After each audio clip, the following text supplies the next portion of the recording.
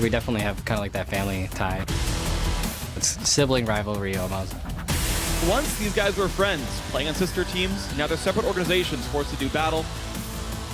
Like, you know, like I'm better than you. Like, no, I'm better than you. It's still super serious, but it's a lighthearted match. I just like all the guys on that team. They have like a bunch of players that we've played with already. Saint was more or less cut for Dominate. Cop was cut for Piglet. Bunny Fufu was cut for Xpecial.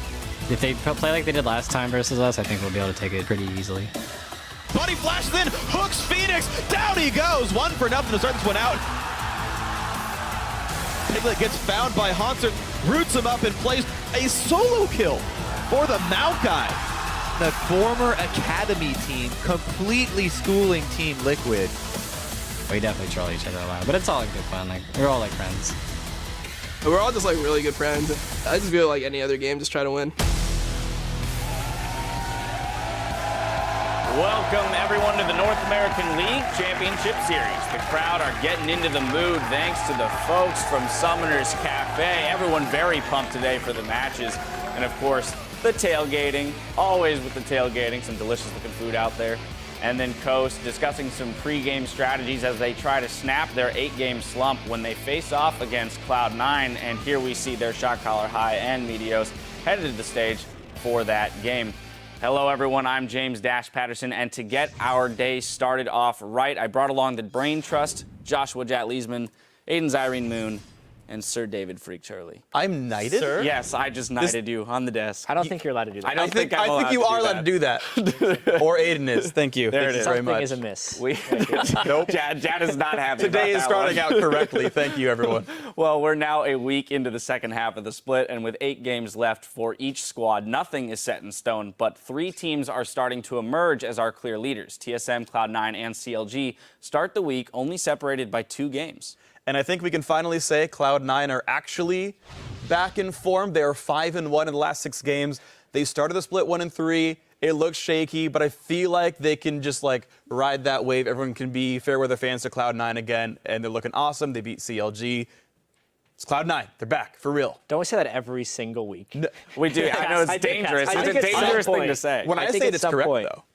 You've probably Because he's said the it sir. multiple times. He's knighted now. So Yeah, this is why I got it. Just let him be. Yeah, I want to talk about COG, another one of the top 3 teams. They're number 2 in the standings right now. And honestly, when Cloud9 beat them, they still said they thought COG was a better team. And in a lot of ways, COG looks like the better team within the first 25 minutes. Their early game is incredibly strong. Their individual play is awesome. But if there is a place they falter, it's in the late game in decision-making and team fighting. And it's one of those things that ends up happening when you're so used to destroying people that when you're actually in close games, you're not making the smartest decisions. So if there's a place to pick on COG, it would be there. All right, and I want to talk about TSM, the top of the table right now. This is a team that has always had a history of being a patch behind. And they're starting to change their play style. They're number 1 right now, and they're not falling into the pitfall of sitting and staying with their style. They're trying something new. This is the first time we saw Bjergsen on a very catchable mid laner. He usually plays Xerath or Ahri, things that are kind of self-sufficient in the back. Cassiopeia is right out there in front, and he ended up going for that. It didn't work out for them, and they gave up a bunch of objectives because they tried to disengage, counter-engage comp. But the fact that they're trying stuff while being number 1 is really big for TSM. Yeah, well, behind those leaders, there is a sizable field with 4 teams looking to pull away from the pack. Today's marquee match, though, Liquid versus Gravity, pits 2 of these teams against each other, with the added element that they used to be sister squads. And I really do love both of these teams. What I'm actually most impressed by, though, is actually Gravity. So in 2014, they were Curse Academy. Actually, in the beginning of 2015, they were as well. But they were a team that couldn't even make it through the promotion tournament. They lost and tried to make it through the promotion tournament multiple times, never did it. They get COP, and suddenly they're the best team in the expansion tournament. They're now top 4 in the standings. Like, this team has just risen from almost nothing to being a very big playoff contender, and it's great to watch. Top 4, huh? They're living up to the old name, You guys. can leave Curse, but the Curse doesn't leave you. Exactly. They are both tied for 4th. Yes. I think that's very only important to turn out. fitting. It is with only the winner fitting. The getting number's still sole there. possession of 4th today. Yeah, exactly. That'll be very interesting to see. And earlier this week, Team Dignitas announced that they were benching Cloudwin as jungler. Taking his place is going to be Izingi, who's been playing in the Challenger Series with TSM Darkness. Yeah, I mean, this is an interesting situation. We did know from Dignitas that Cloud Nguyen was a temporary solution. They never once announced him as a full-time jungler for this team. And even though Dignitas was 3-3, I do feel like this is one of those situations where the team was playing better, but Cloud Nguyen wasn't necessarily the reason for that. And it's just time to try out another person. Enter Zingy, another temporary tryout. We'll see how this one works out. Yeah, he's going from Challenger right now, and the weakest team in Challenger, they are sole possession of 6th place, 1-3 TSM Darkness. Zingy also has a style that's Karthus Fiddlesticks jungle, and if Dignitas want to play more aggressive, I don't know if he's the guy to do it, because he plays a lot of counter-engage champions in the jungle. Frontline Karthus. Come on. Oh, now. man. It's the old Reginald style. It worked. Engage dive in Karthus, with exactly. Karthus. Yeah, There old you have TSM, it. Old Reginald TSM. in the front It's line been Karthus. proven. It's been done. It could happen again. Well, to set the Easy. stage for our matches today, let's take a look at the standings. In the top spots, we have our leaders, TSM, CLG, and Cloud9. And then a crowded field with Gravity, Impulse, Liquid, and Winter Fox, all tied for 4th with 5 wins and 5 losses. Team 8 and Team Dignitas are sharing 8th, and in 10th place, it's Team Coast. And I'd like to give a quick shout out to the Brookfield High School Gaming Club, who are following the action and ready for an exciting day of matches, starting with Coast facing off against Cloud9. After that, it's Team 8 versus Team Impulse, followed by Liquid taking on their former partners, Gravity. Now, it's promising to be an exciting week on the Rift, so here are a few of the players we'll be watching, starting with Team Dignitas' new jungler, Zingy. And like I said, he's been playing in Challenger, and we'll have to see how he meshes with the team, and if he's the missing piece, or if he's just another placeholder. Yeah, we'll also have to be keeping an eye on his teammate Shifter. Now, Shifter has played Kassadin in his last 3 games and found a ton of success playing the more assassination style. It seems like a throwback to last year when Shifter was dominating people. We'll see if he keeps getting Kassadin as a pick this week because we're still on the patch where he's strong, or if he gets defaulted back into some of his more passive picks. And hopefully for his sake, he does pretty well in these games. But next up, I want to talk about Dyrus.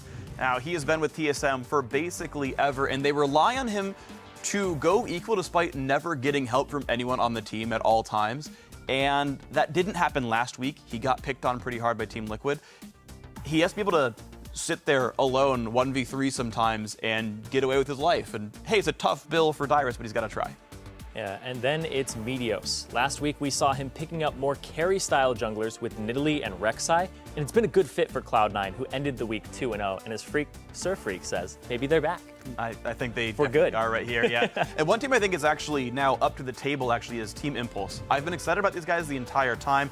Rush, the #1 solo queue player from Korea, Impact, former world champion, Xiaowei Xiao, former MVP, and I was always a big fan of Apollo and Adrian. This team has so much skill on paper, and they've been trying the whole spring split to put this team together.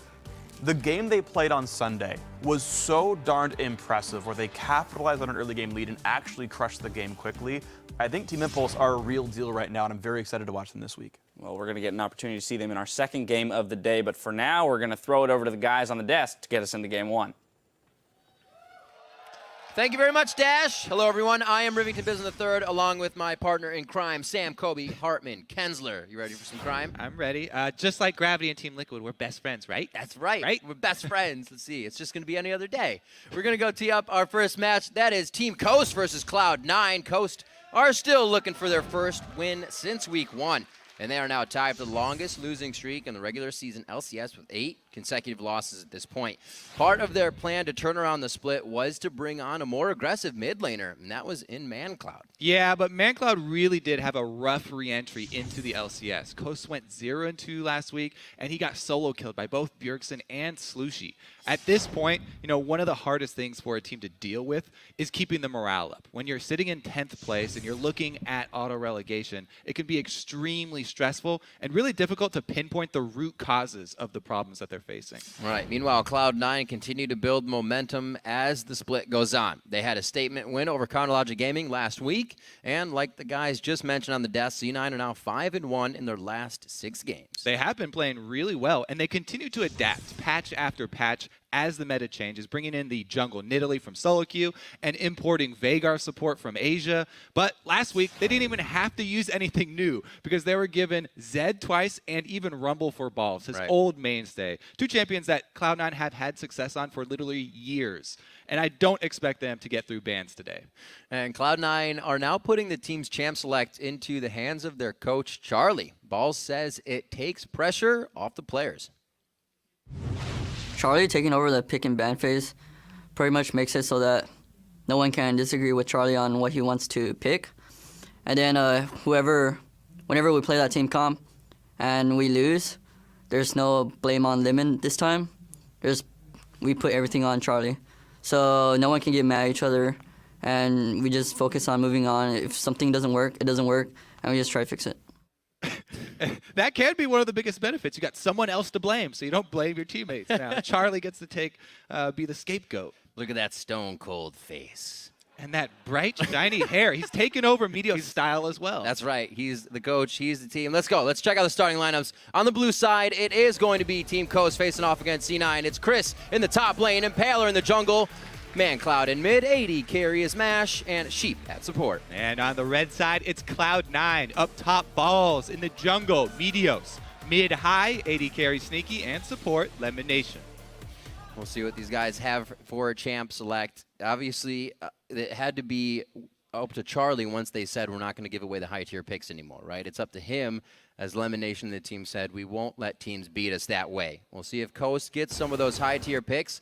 As we said, Cloud9 has been getting the Rumble and the Zed, two of the best champions that Balls and High can be on. And we're about to see what the first bans are and see if Coast has done their homework. Yeah, I mean, even though Charlie has the last say, you can still see Lemon Nation has input. He's got his notebook still. Has not lost his identity. Maybe it's blank, though. Maybe he's just... Speaking of, I don't think it's blank. He's not doesn't want to making it. lose credibility. There's top-tier bands, though, what you're talking about. All of these top-tier bands so far. These are pretty much just across the board. Extremely strong right now. There's the Rumble for Balls. Aren't going to see that one come out. Now, the Zed, though, for High is always really important as well, but ManCloud does play it. Yeah. He did get solo killed and then went 0-3 versus TSM with the Zed, but still could just first pick that one away if they don't decide to ban it. That early part of the laning phase, he was giving it to Bjergsen. Bjergsen was down in CS when Coast was facing TSM, but once they turn it around, TSM was able to really shut down ManCloud. So if he can get that good early game again, and he can get something he can 1v1 on, maybe ManCloud can put those kills on the team like Coast is looking for.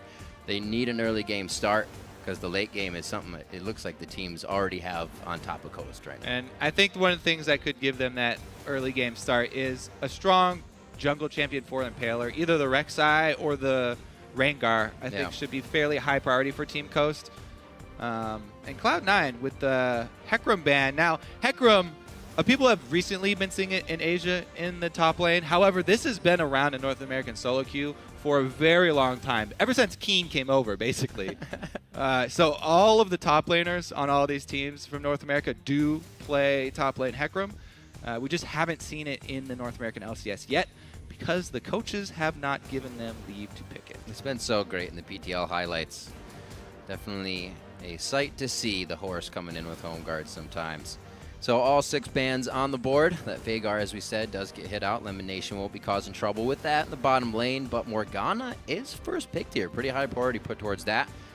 Could be going to Sheep, could be going to Chris. Yeah, she's really risen in priority with the importance of picks and the mid-game bindings. Also, it's a really good first pick. You can flex it up to the top lane, even mid lane if you really wanted to.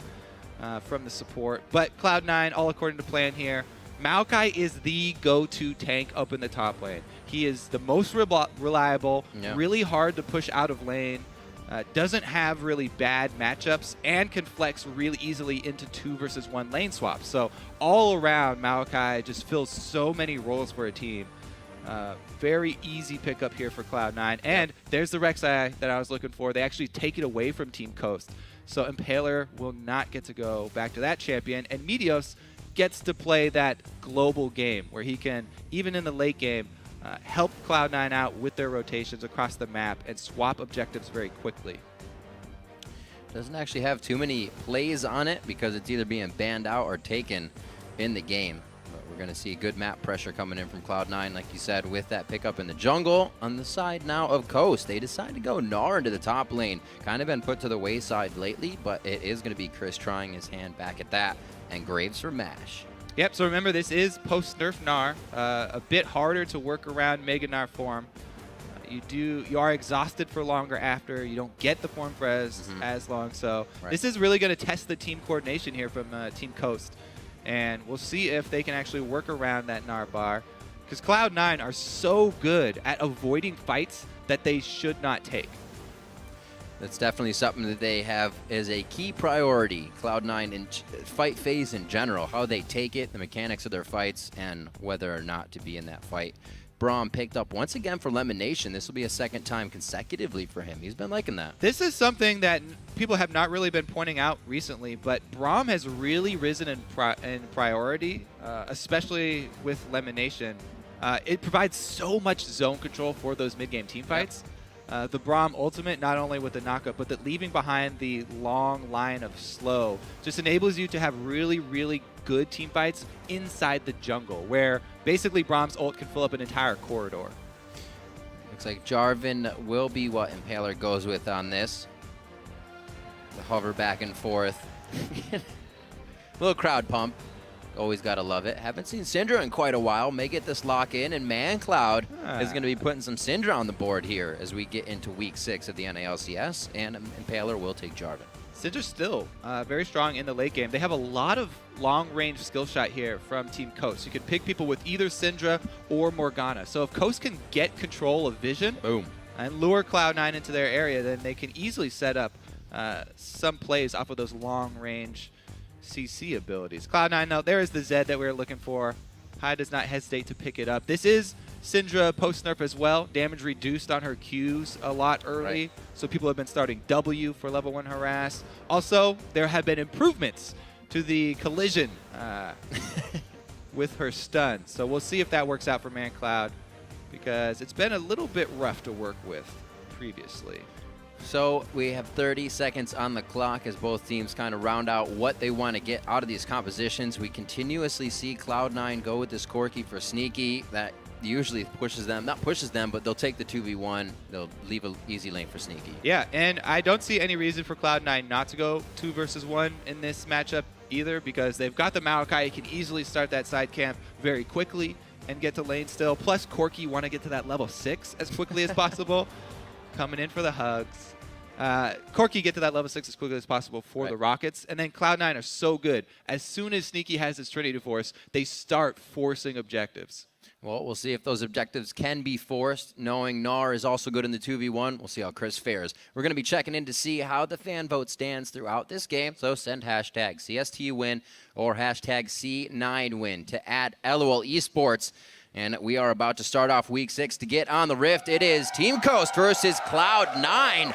And the crowd is more than ready to get into the matchup. As we know, Cloud9 did get the first win in these two matching up back in week 3. Coast would love revenge. Yes, they would. So coming out of it right here on level 1. Now, Morgana, you always got to worry about Morgana for level 1 invades just because she can take binding early. But Braum is such a beast level 1 as well, just because of the spammable slow and the stun you can get from the passive. So he really brings 2 forms of CC to that level 1 fight.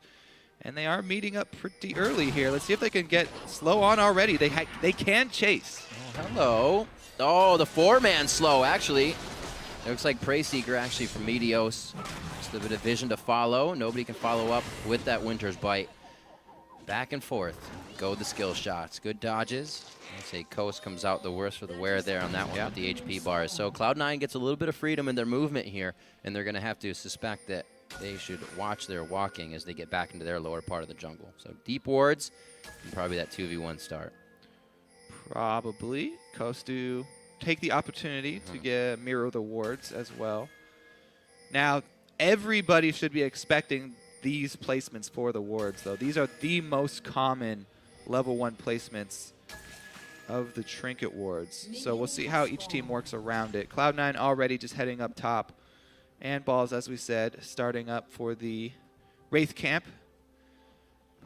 1 minute, 20 seconds. You can start spamming saplings, and all the babies will instantly explode. Interesting warding decision on both sides. You can see Coast warded the gate and the bottom, but C9 warded the blue, which kind of prevents the gate from being used to get into laning. dodge that bottom one. So that's As pretty long, cool. yeah, as long as you ward all Yeah. of the crossroads, Right. then you will be alerted. Now, Got to find it. they did see the Coast duo lane coming into lane, but a little bit too late here. They don't really feel like calling the swap and jumping down to the bottom lane because you lose a bit too much time in transition. This does mean that Balls, having started that Wraith camp, will have the experience advantage once he teleports into lane versus Chris. However, Chris will have that teleport cooldown at his disposal. So the matchup goes down. Chris is pretty good in the 1v1 situations. We can always see him be pretty tricky and slippery when the ganks come down. So we'll see if he can actually take Balls out in that safe Maokai pick in the lane. Yeah, safe is the key word there. Maokai doesn't really have any problems versus Gnar. Neither of those guys have solo kill pressure on each other. If the junglers come to visit, then that does change. But right now, Ball's sitting on 5 health potions and summoners available, so he should be able to at least get out of this one with his life. Maybe not Flash. Oop. Oh, Flash goes down. Good proc as well. Get a little bit of hyper onto Chris.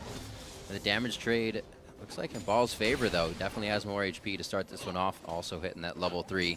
And we'll watch for Impaler to return back down to this lane. Gnar now just a little too late. Yeah, the goal here with Maokai, you know, when you start a camp like that, since you can buy 5 health potions after it, is just to stay in lane, keep chugging potions until your teleport comes back off cooldown. It is the reduced teleport cooldown to his turret, so it's not that difficult to do, and he should just be able to continue farming fairly easily here under the turret.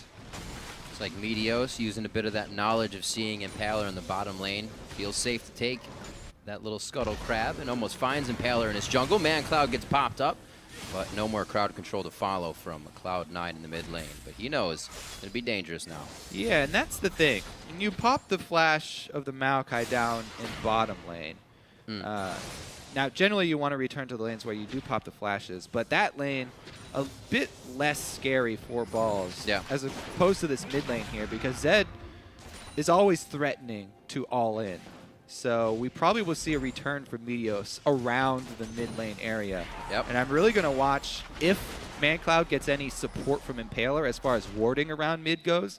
Because Syndra, without the flash, even though she has exhaust, could easily be taken out with a second Rek'Sai gank. Remember, Meteos did not use his flash, but he's got Flash Unburrow ready for a repeat game. Yeah, well, Impaler should definitely consider that aggression will come into the mid lane with High's latest picks being on the Cassidy and the Zed. We've seen his aggression go up a bit more, even though he said he played careful, but he's kind of bringing it back to the old days. He's getting himself kills, getting back into that split push factor for the team as well. Yeah, that's why I think this was such a great pick for Cloud9. You know, they waited all the way till their last pick. They see the matchup coming. That's true. Coast did not take it away.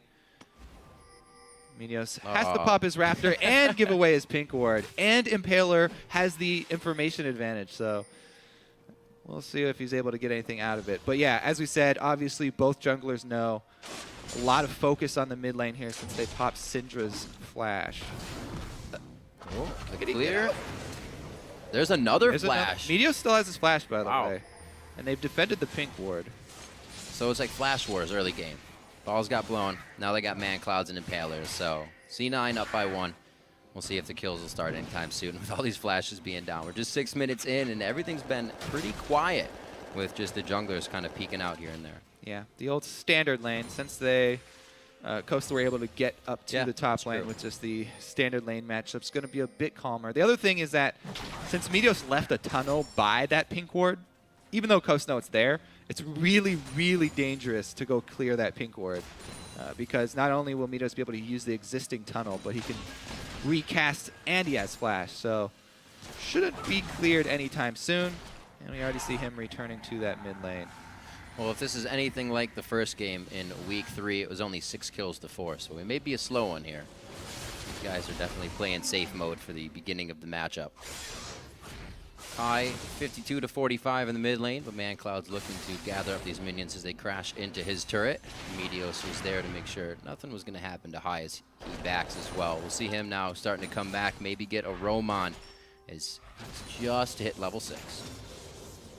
All right, so Jarvan, once he gets level 6, the gank becomes a lot more powerful from Impaler.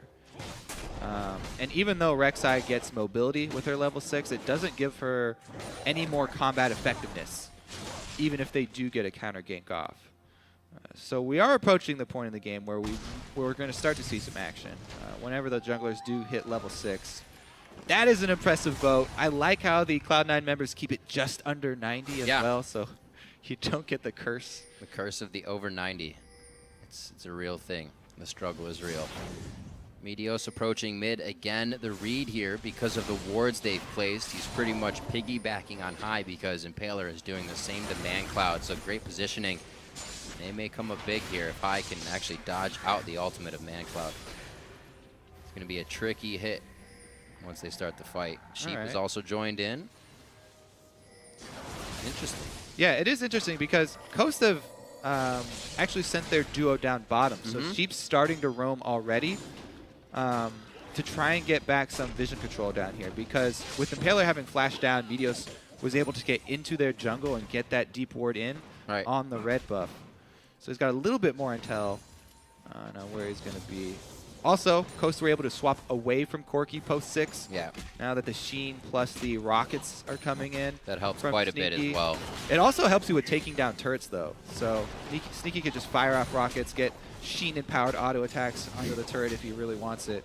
Chris is doing his damnedest to get him away from the turret. This is also going to give Mash a bit of an easier time. 70 to 55 from the result of those AD carries and supports matching up in the lane. So he's going to try to get some free farm down here. And that was why we saw Sheep in the mid lane as well, trying to rotate down. We'll see if they can start to equal things up. Dragon may be in the near future, as we do have ultimates now around the map.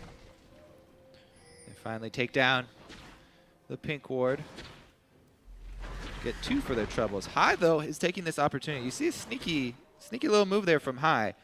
While they take out Cloud9 jungle vision on the bottom side, he places wards in the entire blue side of this jungle. So Cloud9, they take every opportunity. This is why we always talk about the layers of vision from Cloud9.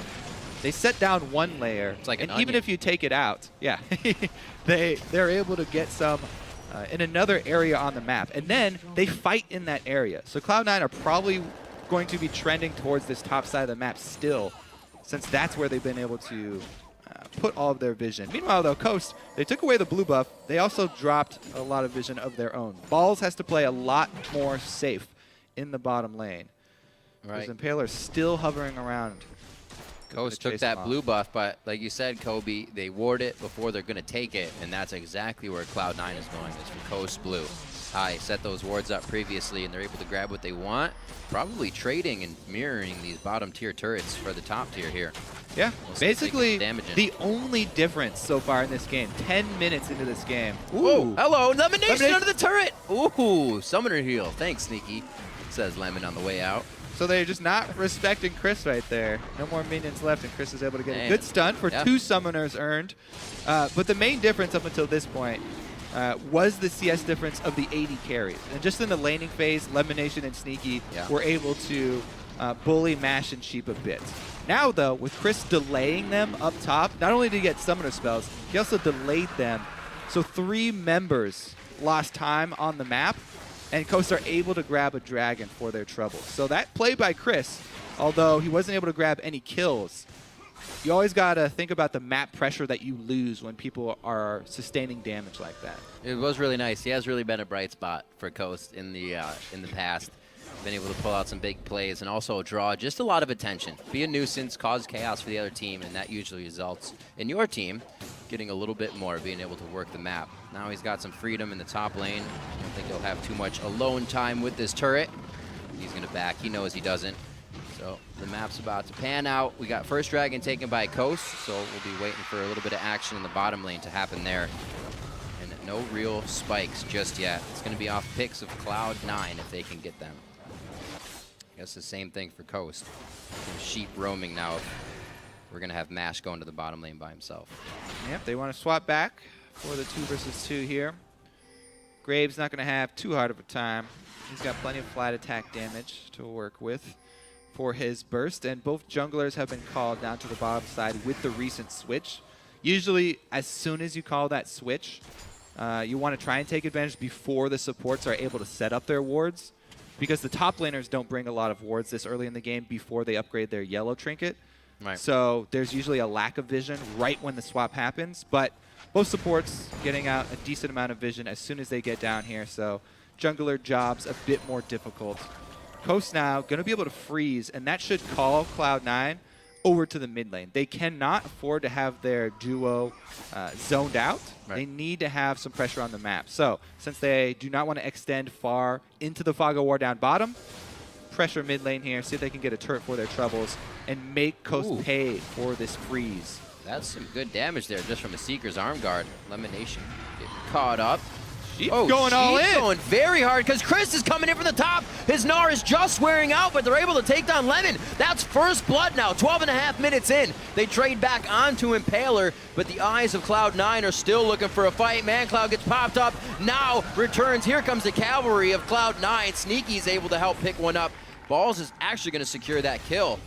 Wow, what a fight. They're actually able to take ManCloud and Impaler out for just Lemon. Yeah, two for one here for Cloud9. That means that they definitely will be able to get that mid turret here.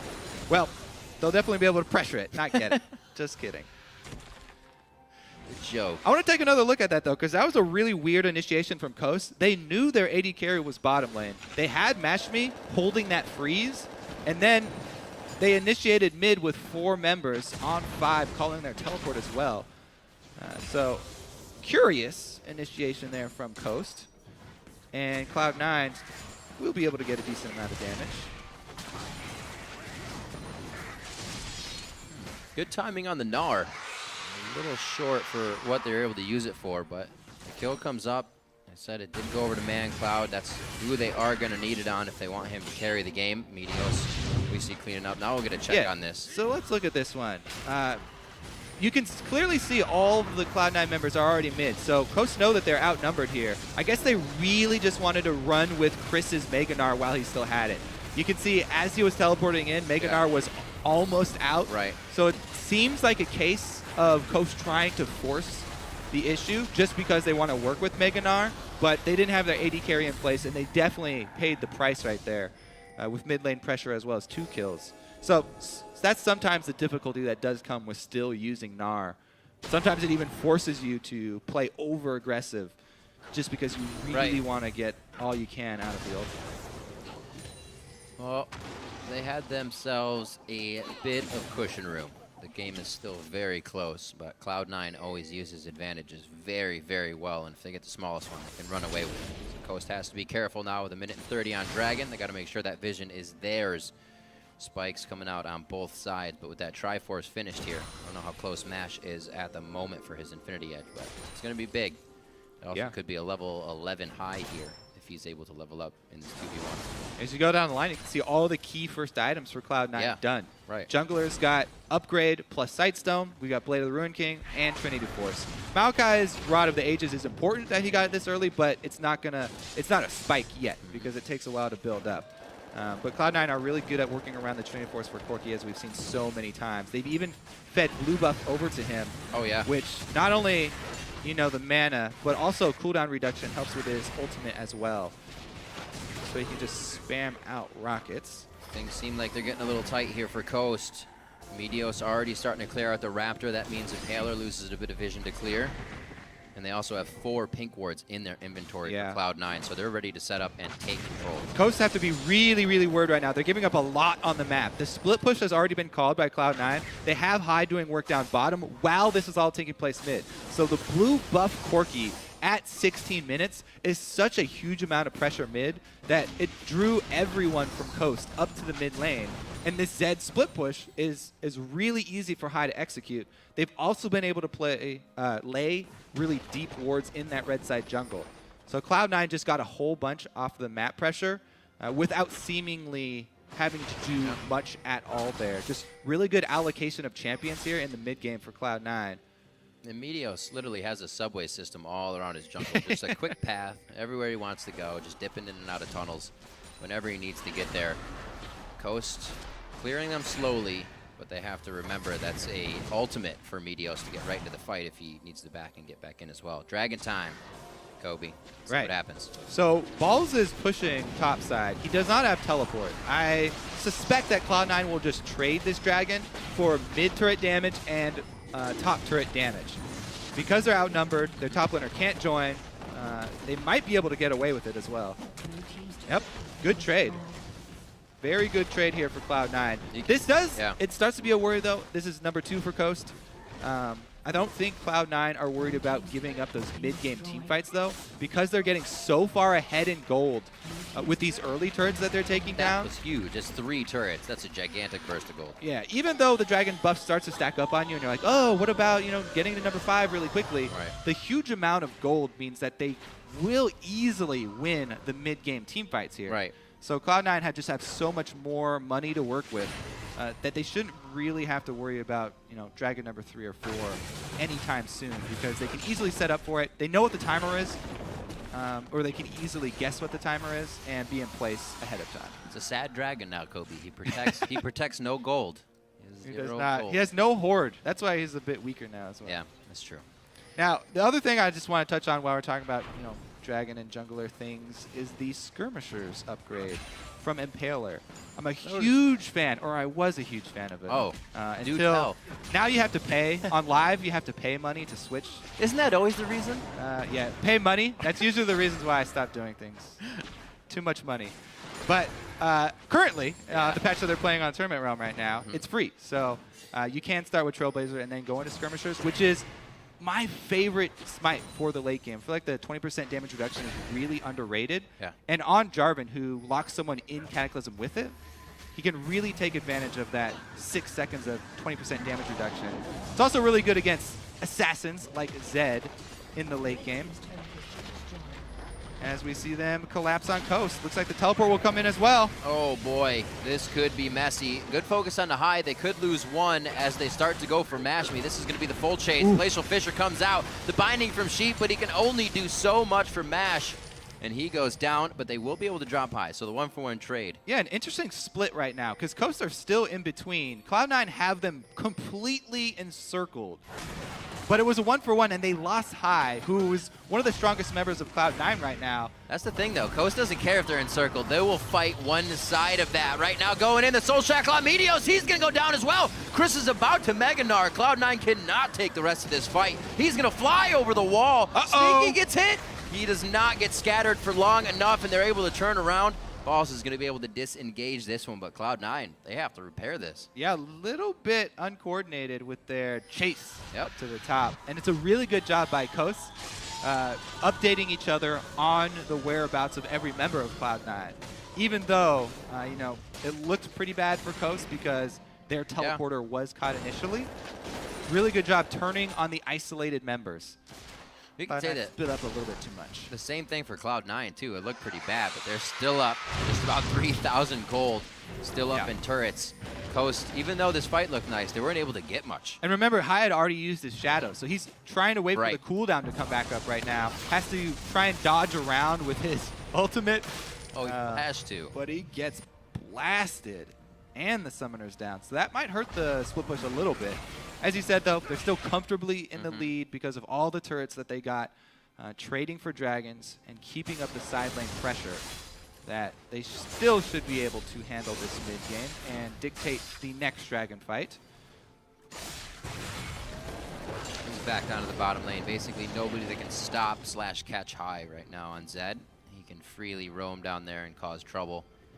Looks like they will also try to get ManCloud pushing into that top lane. He's got some gold to spend, and hopefully can start making an impact on the game. He's got to find a target that he can take out because fights are going to be getting harder and harder for Coast. Yeah, that's a really good point to bring up right now because this is where Coast have to take advantage of pockets of Fog of War. They have the Morgana and the Syndra that we mentioned in Champ Select with really long stuns that you have the potential to pick someone off when they're roaming around the jungle here trying to place deep wards. If Coast are prepared and they can work around their true sight, they can easily pick somebody off with either of those really long skill shots. Just a line of members right now of Cloud9 from mid all the way to the bottom lane. They almost own just behind Dragon. Looks like Coast doesn't want to take that fight. They're just gaining the vision. to make sure that they don't get split pushed too hard here. Yeah, a full minute in advance. Cloud9 are already trying to gain sight around the Dragon because they don't want to let the chain keep going for Coast. They want to contest number 3. Plus, added benefit of making high split push a lot safer in the bottom lane. That's right, number 3, but it's not 5, so you're all right. A little bit of time. 22 minutes on the clock. Still quite a slow game, only at 3-3 here. And still looking for Coast to take down some turrets. They do stand to get quite a surge in gold if they can actually get a good fight with waves pushed up and grab these turrets. But right now, High, Balls, and even Sneaky's getting to the side lanes here to make that a really big problem. The split push is almost impossible for Coast to stop. And the poke, oh my word. Cloud9 says, get away from mid turret, thank you. Yes, it's still Corki on the mid game with spamming blue buff here. Just has so much presence in the mid lane. And Cloud9 go right back to their 1-3-1. High going to be pressuring bottom lane. Balls with the fully stacked now Rod of Ages. Or no, one more stack left to go. Has plenty of AP. Oh, that was a funny ward. Good lord, Sneaky hitting all the shots. BF Sword after that Triforce doesn't even have his boots finished. He just went right for the damage so they can keep hitting. Yeah. It'll also mean that they can take turrets really quickly as well once they get up to them. So there's number 3. As we said, so much gold that Cloud9 will have an easy time taking this. So number 3 is stopped. Cloud9 gets what they want, the timer as well. And like I said, that early advantage that Cloud9 had was very small, but they've been working it methodically.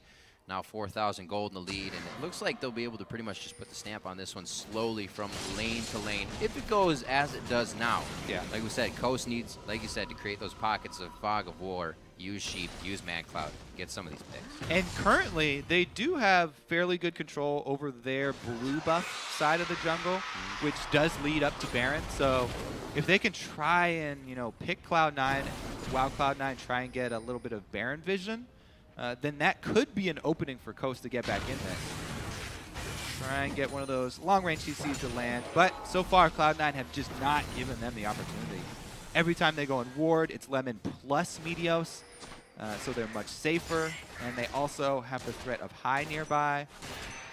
Just very good classic team play here from Cloud9 so far in the mid game. Like the double Oracles lands over here from Coast.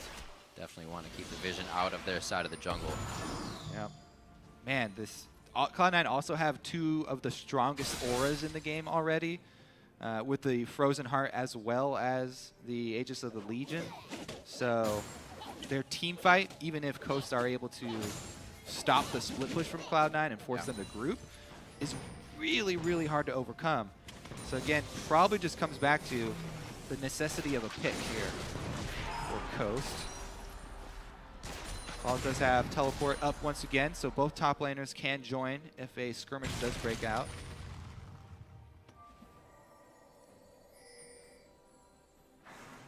Slow moving from Chris. He's not making too much of an impact right now in that bottom lane. The teleport, however, could be what makes or breaks what happens next. And that's what I'm watching from these guys. Both of them can stop each other's ult. That if Chris is gnawing out, he can actually throw balls around, but I don't know if it's going to be able to happen. They actually back off from each other because they do sense that there's going to be a teleport. Baron is going down. And Cloud9 is going to be able to take this one right under the nose of Coast. All right, this is going to be a team fight for sure. Cloud9 have to peel off of it. Oh, Binding doesn't land, so they don't force it quite yet. Oh, but High forces it. He goes flying in onto Chris. That's only going to be half HP. Chris not gnawing out just yet, so they can't really approach this fight. And Paler definitely does not want to jump in. He only throws a ward in for the cause. And Coast backs up, but they are grabbing Cloud9's attention, and pretty much all they want right now. Chris, remember, now starting the fight, half HP, and that's what he's going to have from Narformon. Impaler goes in, flashes out to collect the team, but nobody can start attacking. Balls takes down Impaler, and it does not look like Coast is going to be able to come up on this fight. Man, Cloud, Zanyas, the team's going to have to watch as they disengage. And Cloud9 finally finds a fight to gain some more ground in the game. Yeah, they don't have to continue with the split push. They force the fight by burning both teleports into the Baron pit, and then just all the item spikes that Cloud9 have right now, using the extra gold double auras. They're easily able to pull out the team fight victory. And since they already have pink ward vision on Baron, that will be Baron buff for Cloud9. It was kind of one of the last straws. Cloud9 was like, all right, if we force the Baron, they're going to be forced to fight us. We just need them to approach. Boom! There's another one coming up for Sneaky. Baron goes over to Cloud9, and they start taking control of this one. Nice.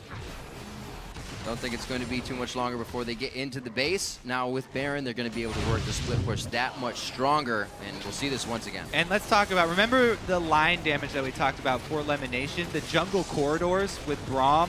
They force the fight right here, and he gets everybody on this slow field. So Mash is walking back and forth on the slow field. AD carry doesn't get to do any damage, and ManCloud is on the other side of the Braum ultimate from the rest of the team. So he gets singled out very easily. Meteos not hesitating to jump right in. And a very, very clean game here for Cloud9.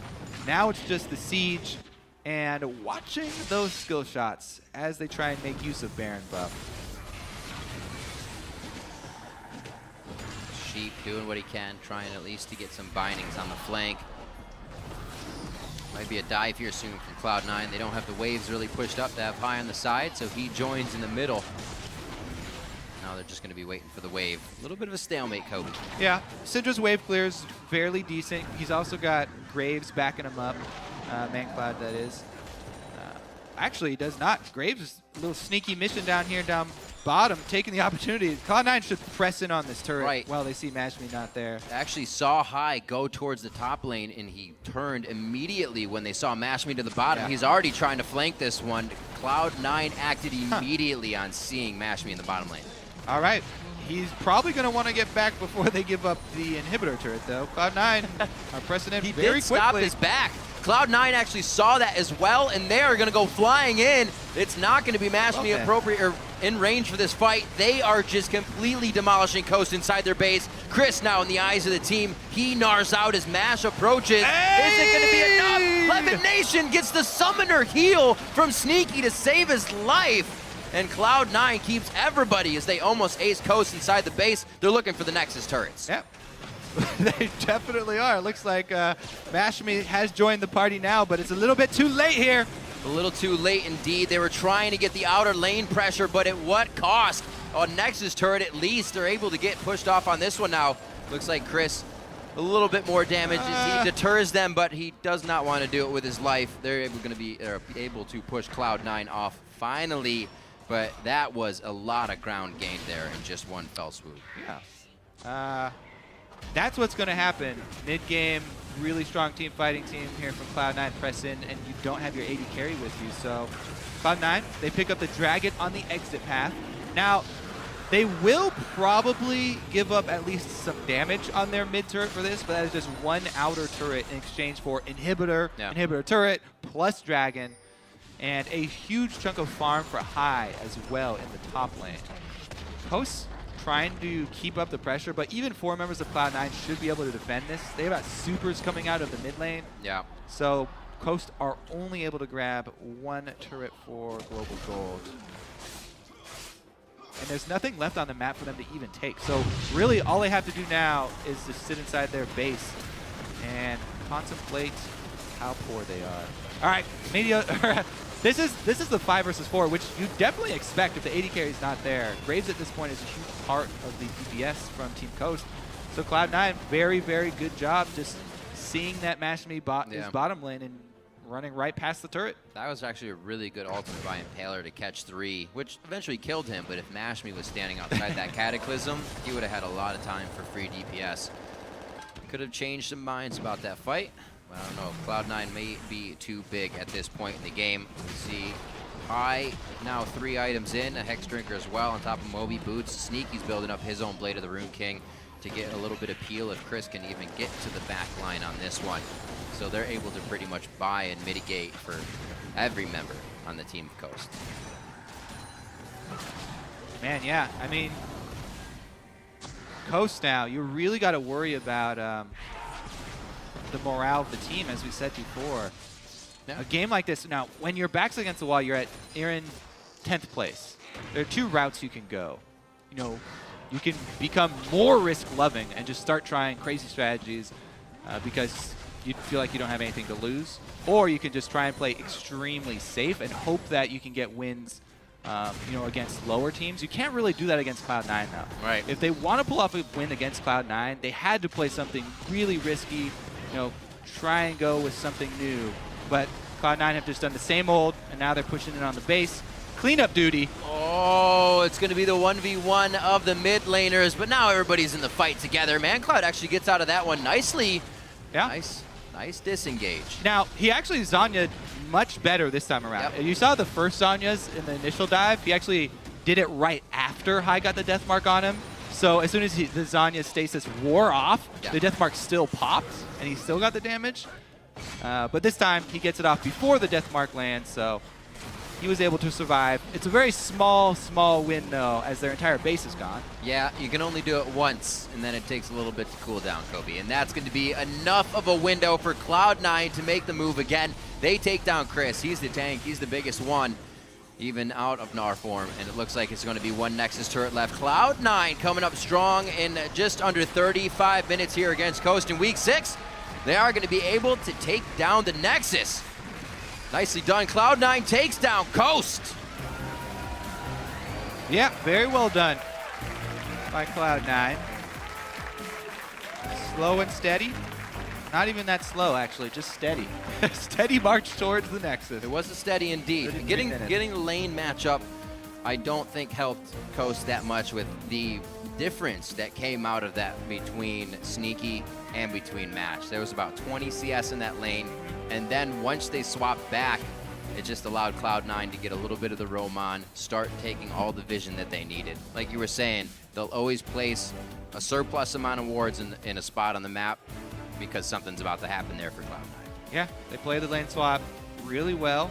They transitioned into their quirky mid with Trinity Force and blue buff spam, as well as the side lane push from Zed. This is really classic Cloud9 strategy, and Coast really just let them run right to it, kind of rolled over for it.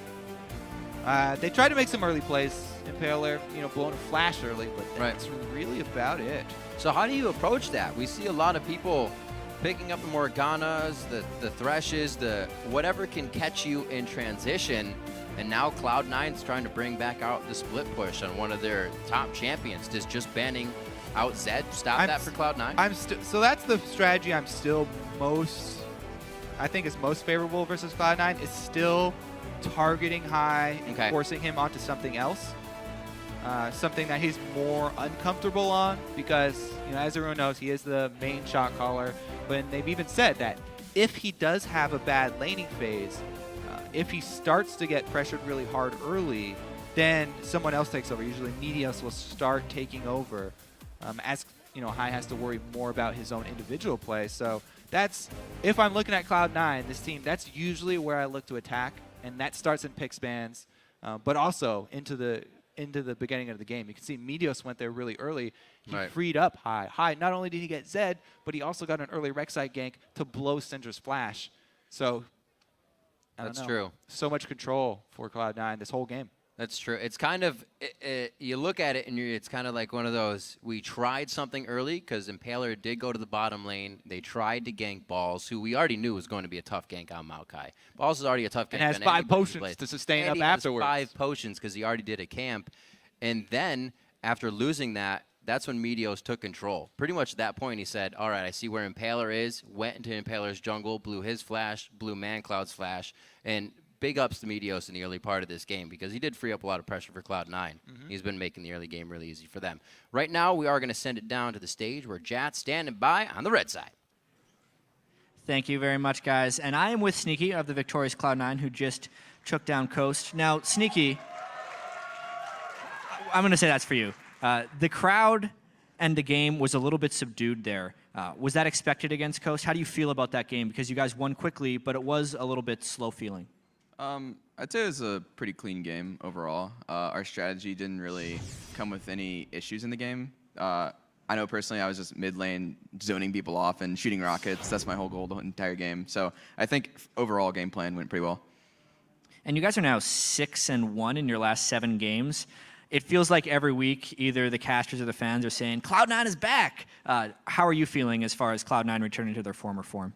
Well, we actually had some pretty bad scrim days this week. I think we lost all of our scrims yesterday, so it was kind of rough. I think we're definitely getting better, though. We're improving every week. I've said it a few times. We put Charlie as the head pick ban now, so that's kind of helping us in scrims mainly. It just takes pressure off of Lemon and puts it onto Charlie. Where else do you feel like you guys have been improving, at least in LCS, since you guys are 6-1 in the last 7? I would say just overall, our game plans aren't getting distorted by random plays. Like, we're not going around and killing ourselves like we did for the first 2 weeks. So it's just becoming more clean like we've been normally playing like for the past 2 years. Yeah, clean play is always a benefit. You guys also face Winterfox tomorrow. Final question, what are your thoughts on that team? They're pretty strong. They have Imagine now for their support instead of Glebe. I don't know. They have a lot of Koreans in their team, so I don't really know how communication works. But they're pretty strong, so we'll have to prepare a lot for them. Yeah, I actually hear they play in Korean now, and Alltech just has to adapt to things. How do you think you'd fare in a situation where you can't hear what the rest of your team is saying? I feel it could be pretty hard because I sometimes kind of have to ask what we want to do, or I come up with a plan myself sometimes. So it would be really hard to be with a team that can't actually speak the same language because I can't do anything. I just kind of sit back and maybe they communicate with me with pings. So I don't really know. It'd be really hard. All right, well, thank you very much, Sneaky. Good luck tomorrow against Winterfox. And for now, let's hand it over to Dash and Freak at the Telestrator. Thank you, Jat. And what I want to take a look at with this game is the fact that it was a slow game. And in these slow-paced games, we're given the opportunity to see how team decision-making plays a large role in wins and losses over individual mechanics and, like, lane leads and things like that. Of course. And I do want to say that, like, individual skill does have a place in League of Legends, and the reason Team Coast is in 10th place right now is not because their individual skill is so much worse than Cloud9. They're close. The problem is that, yes, the shot calling, the fact that everyone on C9 knows what to do kind of at all times is actually really important in a game of League of Legends, especially where it slows down. Strategic play makes the most sense. Right, so I do want to pull up our replay for this segment. We're going to get that up on the screen. And basically, this isn't, our normal team fight replay where you're going to see a bunch of action, but yet it is the decider of the game. Right. This was when the game was like, oh my God, it's a 4,000 gold lead. This is probably going to be over if C9 plays like this. So vision control is nice, and vision control is important, but what's more important than that is actually minion wave control. I want you guys to look at the minimap primarily. So you got Maokai over here in the top lane, and notice how far past the river he is. He is well past, so he is pressuring the turret right now, right this second. The mid lane, basically 3 members of C9. Brahm's kind of close by, he can rejoin them, whatever. Mid lane's getting pressured because ranged champions, 80 carries, pressure turrets down. And then High is down here in the long lane because, well, Maokai can TP into Dragon, so he's on the other side of the map. And then Zed is just here because he doesn't have teleport. Like, that's basically the reason. He's the same champion. So let's roll the clip, and you're going to see what happens because these turrets are under pressure. And Coast think, oh, we've got vision control. Oh, we can make this play. We've got a ward over the wall. We're here. We've got some sweepers. We can take a Dragon. But they didn't get their minion waves under control. So Sneaky and Medius are knocking down the mid lane. No one's reacting. Balls up the top lane, knocking down a turret. Chris left bot and let High go push if he wants to. Oh, look, the turret's under pressure, and the team's like, oh, crap, mid's getting hit. Guys, we gotta chase Sneaky. But they forgot High's down bottom. There's no one TPing in for balls. Here's turret number 2 right there. They've still forgot High is bottom, by the way. That turret's dead. Now Impaler runs over. Now Graves and Jarvan are like, guys, bot lane's getting hit. Oh, crap, right, High is there the whole time. And they're not having the foresight. And this is not necessarily shot calling. It can be if you're the best player ever and you're watching all 3 lanes at all times and micromanaging your team like you're playing StarCraft. You could do that, but that's silly. You shouldn't be having to do this. This is not High's job. It's not Lemon's job. It's no one's job. It's the fact that everyone on Cloud9 is like, oh, okay, they're Dragon. Cool, I can push my turret in. Exactly. Right? And that's the same thing should be for Mash. Same thing for B for Impaler. Same thing should be for Chris is, hey, keep your darn lane under control and don't rotate out and give away a free turret. Yep, 1, 2, 3 turrets just like that in 15 seconds. And you're not afraid to give up those early dragons when you can effectively cover the statistical gain of the dragon with golden items. Yeah, and that's the thing is you can talk about the value of Dragon 1 in gold value, and it's worth less than a turret early game. Super late on the game, when you've got like a 600 AP Cassiopeia, okay, sure, it's probably worth more than an outer turret getting Dragon 1. Let her carry your game for you with that buff. But Dragon 2 especially has 0 combat effectiveness. There are actually so few games where you actually poke down a turret. You kill turrets because you out-rotate or because you chunk them out and push. Like that. Yeah, you want to fight prior. Exactly. Very, very rarely does Dragon 2 actually have an impact on the game whatsoever. The game wasn't shaping up as this big control fest where Dragon 5 was going to be a thing. There was just no reason to Dragon. Coast made the wrong call. No one kept up with their minion waves. And hey, look, C9 got 3 turrets and 2,000 gold for it, and shockingly, they're winning now. Yeah, it's really incredible how elementary and minor things like that can affect a game of League of Legends. Well, we are going to go AFK for 3.5, but when we return, Team 8 will look for a rematch revenge when they face off against Team Impulse. We'll be right back.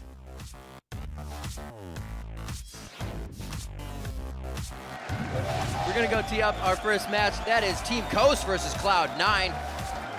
Chris is coming in from the top. His Gnar is just wearing out, but they're able to take down Lemon. That's first blood now, 12.5 minutes in. Impaler goes in, flashes out to collect the team, but nobody can start attacking. Balls takes down Impaler. They are going to go flying in. It's not going to be match me appropriate or in range for this fight. They are just completely demolishing Coast inside their base. Nicely done. Cloud9 takes down Coast.